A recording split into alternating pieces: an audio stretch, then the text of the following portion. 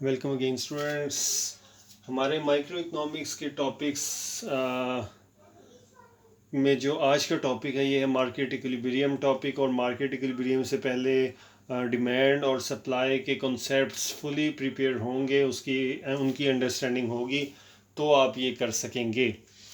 अच्छा, demand market equilibrium होती क्या है, इसको हम ये देख लें कि मार्केट इक्विलिब्रियम से मुराद ये है कि मार्केट में प्राइसेस जो है वो कहाँ सेट होती हैं।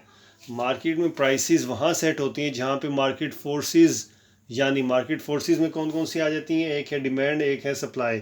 इसको हम मार्केट फोर्सेस इकोनॉमिक्स में कहते हैं। जहाँ पे डिमांड और सप्लाई एक दूसरे के इक्वल आ जाए वहाँ पे मार्केट इक्विलिब्रियम में होती है। ठीक है, अब ये याद रख लें, सपोज करें मैंने एक एग्जांपल लिया, ये प्राइस है 10, 20, 30, 40 और 50 तक इंक्रीज़ हो रही है।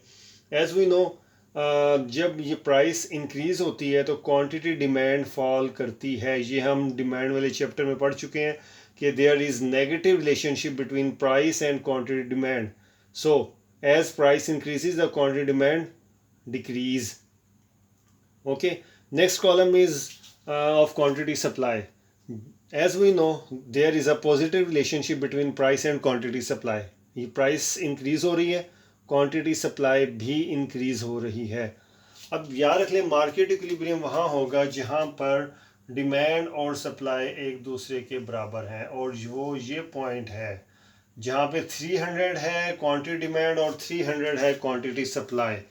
और इस पॉइंट पर, इस स्टेज पर क्या प्राइस है, प्राइस है हमारे पास 30।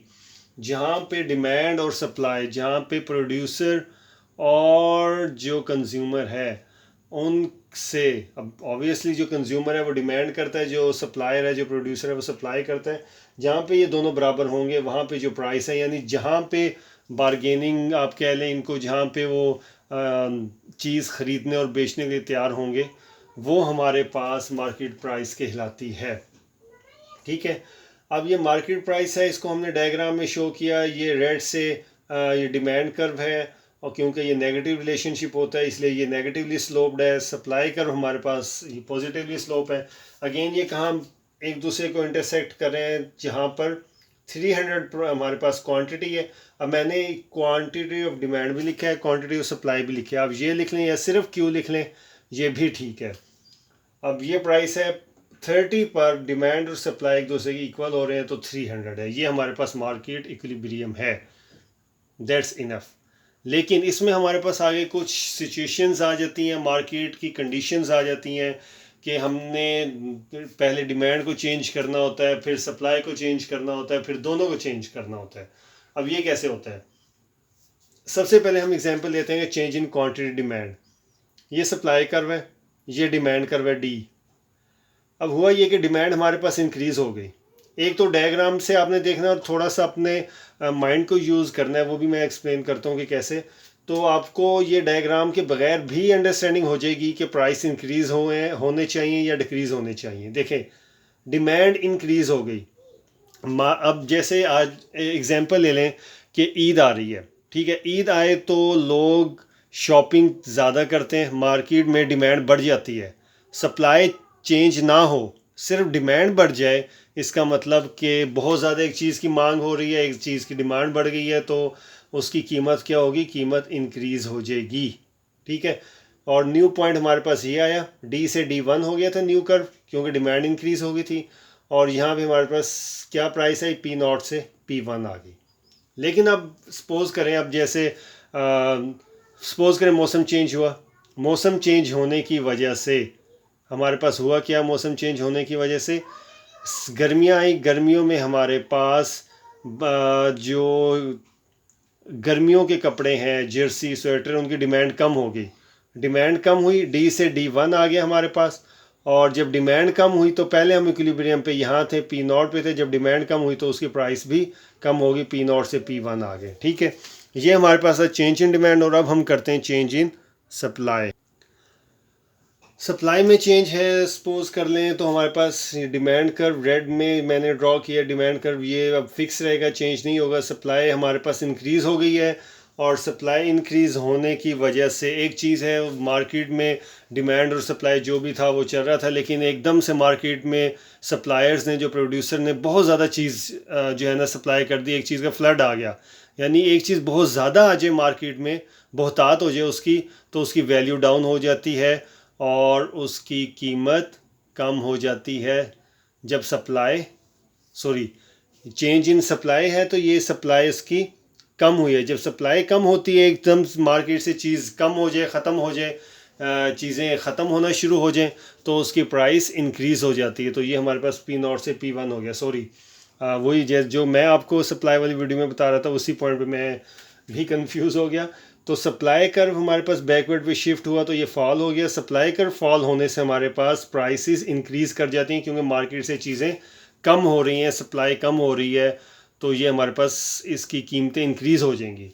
और ये हमारे पास सप्लाई कर्व का सेकंड हमारे पास है डायग्राम कि अगर सप्लाई इंक्रीज़ हो जाए, वही जो मैं पहले एक्सप्लेन कर रहा था, अगर हमारे पास चीज़ें बहुत ज़्यादा आ जाए, मार्केट में ओवर हो जाएं, तो ऑब्वियसली उनकी वैल्यू कम हो जाती है और जो प्राइसेस हैं वो कम हो जाती हैं। ये तो हमने पढ़ा है कि चेंज इन क्वांटिटी डिमांड हमने किया पहले, और सप्लाई फिक्स था, फिर हमने क्वांटिटी सप्लाई चेंज किया और डिमांड हमारे पास फिक्स था।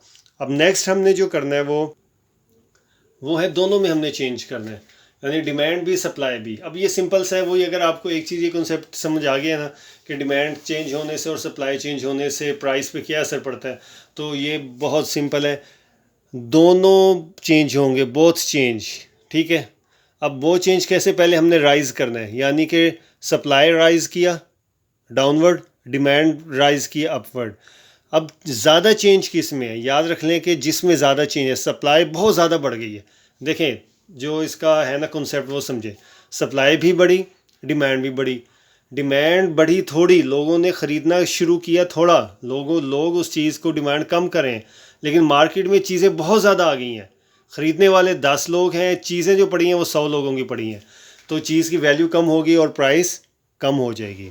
On the other hand, demand बहुत ज़्यादा बढ़ गई, सप्लाई थोड़ी सी बढ़ी, ख़रीदने वाले 100 लोग हैं, जबकि बाज़ार में जो चीज़ें हैं वो 5 लोगों के लिए हैं, तो क्या होगा, हमारे पास कीमतें इंक्रीज़ हो जाएंगी, P0 से P1 हो जाएंगी, ठीक है। और ये डिमांड और सप्लाई का ये आपने ख़ास तौर पे ख्याल रखना है। और जब दोनों राइज़ कर रहे हैं डिमांड और सप्लाई, तो इसमें ये देख लें कि डिमांड में भी जितना इंक्रीज़ हुआ, सप्लाई में भी उतना चेंज हुआ। दोनों सपोज़ करें 50% डिमांड इंक्रीज़ हुई और 50% सप्लाई, तो हमारे पास जो प्राइस है, प्राइस में कोई चेंज नहीं आएगा, यानी जितने ख़रीदने वाले थे उन्होंने वो बढ़े हैं, उतनी ही बाज़ार में चीज़ें भी इंक्रीज़ हो गई हैं, तो प्राइस में नो चेंज होगा। ये तो था हमारे पास राइज़ दोनों केसेस में। अब हमारे पास जो इसका लास्ट टॉपिक है वो, उसकी भी यही 3 डायग्राम्स ही बनेंगी, जो मैंने इंटेंशनली नहीं बनाई, क्योंकि वो आपकी प्रैक्टिस के लिए हैं कि दोनों ही चेंज होंगे, डिमांड भी सप्लाई भी। लेकिन ये हमने तीनों पहले राइज़ की थी, अब हम तीनों फॉल की करेंगे। ये आप लोग ख़ुद करेंगे ताकि देखें कि, अब मैं इसका ज़बानी कॉन्सेप्ट दे देता हूँ, सप्लाई भी कम होगी, डिमांड भी कम होगी।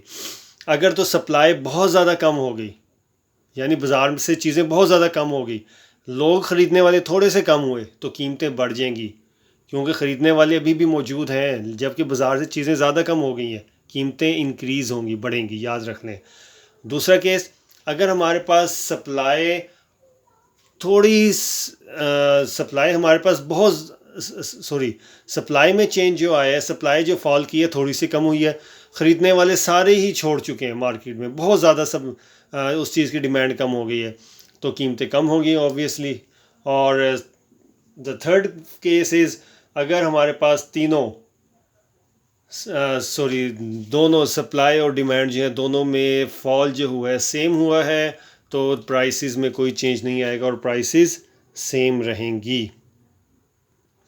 ये था हमारे पास मार्केट इक्विलिब्रियम का चैप्टर। ये देखने से पहले डिमांड और सप्लाई के कॉन्सेप्ट्स लाजमी क्लियर कीजिएगा, क्योंकि उसके बगैर ये चैप्टर समझ नहीं आएगा। और होपफुली ये एक शॉर्ट सा और इजी सा टॉपिक आप लोगों को समझ आ गया होगा। सी यू, थैंक यू।